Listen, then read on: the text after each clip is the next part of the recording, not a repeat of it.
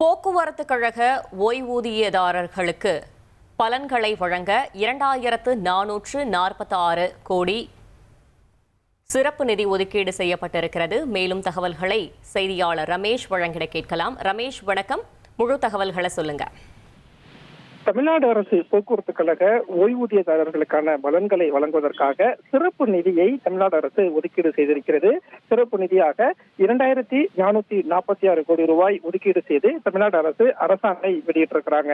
அதாவது 2024 ஏப்ரல் மாதம் முதல் 2026 மார்ச் வரை ஓய்வு பெற்ற மற்றும் விருப்ப ஓய்வு பெற்ற பணியாளர்கள் என மொத்தம் 6867 பயனாளிகளுக்கும் வருங்கால வைப்பு நிதி, பணிக்கொடை, விடுப்பு ஒப்படைப்பு தொகை மற்றும் ஓய்வூதிய ஒப்படைப்பு தொகை என இந்த எல்லாத்தையுமே கணக்கிட்டு சிறப்பு நிதியாக 2446 கோடி ரூபாய் வழங்கிட நிதி ஒதுக்கீட்டு தமிழ்நாடு அரசு சார்பில் ஒரு அரசாணை வெளியிடப்பட்டிருக்கிறது. இந்த நிதி விரைவில் சம்பந்தப்பட்ட பயனாளிகளுக்கு வழங்கப்படும் அப்படின்னு சொல்லியிருக்கிறாங்க.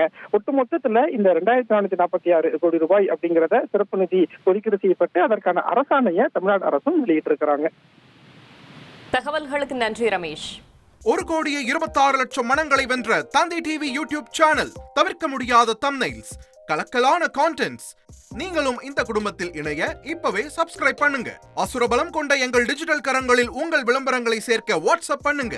8939888838. Email advt@dttv.in.